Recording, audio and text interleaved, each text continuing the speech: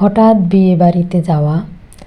তো আমি যে বাসাতে থাকি ওই বাসার যে মাসি উনি আমাকে হঠাৎ করে সন্ধ্যাবেলা এসে বলতেছিল যে তার নাকি দেওরের ছেলের বিবাহ, তো সেখানে হলুদ সন্ধ্যা হবে আমাকে যাওয়ার জন্য। তো আমি এবছর একটা বিয়ে দাওয়াত পাইনি, তো সব মিলিয়ে আমার ইচ্ছে ছিল। সে বলছে, তারপর আমি রাজি হয়ে গেলাম। তো অ্যাজ ইউজুয়ালি সেরকমেরই রেডি হয়ে নিলাম। মাসি অবশ্য তার শাড়ি দিয়েছিল, সেটা পরছি। তো পরবর্তীতে তাদের অকেশনালি একটা শাড়ি ছিল, ওইটা তার কাছে ছিল, মানে তার বোন আসার কথা ছিল, সে আসে নাই, তো শাড়িটা আমাকে দিয়েছে। তো শাড়িটা আমাকে কেমন লাগছে অবশ্যই বলো। এরপর আমরা চলে এলাম বিয়ে বাড়িতে। অনেক সুন্দর সাজিয়েছে, লাইটিং ভালো লেগেছে। তারপরে হচ্ছে ছাদে এটার মূল আয়োজন ছিল, ছাদের উপরে করেছিল ইভেন্টের মতন, ফুল দিয়ে অনেক সুন্দর সাজিয়েছে, আমার খুব ভালো লেগেছে। আর ও হচ্ছে পাত্র। আর এখানে কেক কাটা হচ্ছিল, আর বিভিন্ন রকমের ছবি, ফটোশ্যুট, আর সাথে লাইটিং ছিল। সব মিলিয়ে আমার অনেক ভালো লেগেছে।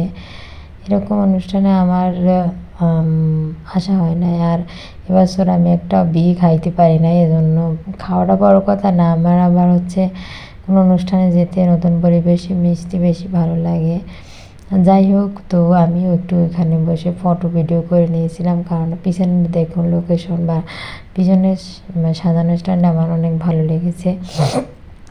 ডিএসএলআরে কি ছবি তুলেছিলাম, কিন্তু জানি না ওগুলো কবে পাই। এরপরে অনেকেই নাচ গান করেছে, তো এই মেয়েটা খুব ভালো নেচেছিল, লাল শাড়ি পরা। তারপর ও অনেক ভালো নাচ করেছিল। তারপর আরও অনেকে করছে, সবার ভিডিও করা হয় নাই। তারপরে আমি আপনাদের নাচুনি আর কি, আমি একটু নাচছিলাম, কারণ আমি এবার কোনো প্রোগ্রামে গেলে বলতে গেলে নাচতে উঠে যাই আর কি।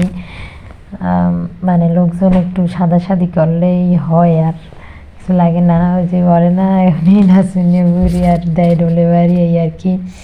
মানে আমি তো উঠতে চাই নাই, মাসি বলতেছিল তুমি উঠো, নাচবা না কেন, নাচতে তো পারো, তুই ওঠো, তুই টিকটক ভিডিও এটা ওটা বানাস। আমি এবার টিকটক করলে বা এইসব নাচ গান করলে সেটা আবার সে দেখে, তার বাসায় গিয়ে অনেকবার করছি। যাই হোক, আমার নাচ কেমন হয়েছে অবশ্যই বলবা। জানি না কেমন হয়েছে, কারণ আমার প্র্যাকটিস ছিল না, অতটা ভালো হয় নাই, তবুও চেষ্টা করে নিয়েছি। তো ওনারা বলতেছিল সবাই যে মোটামুটি ভালো হয়েছে, আমার মতে অতটা ভালো হয় নাই। যাই হোক, তো চেষ্টা করেছি, এটাই অনেক। নতুন একটা জায়গায় গিয়ে তারপরে আমরা ওইখানে অনুষ্ঠান শেষ হতে হতে প্রায় বেজে গেছিল 10টা 11টা।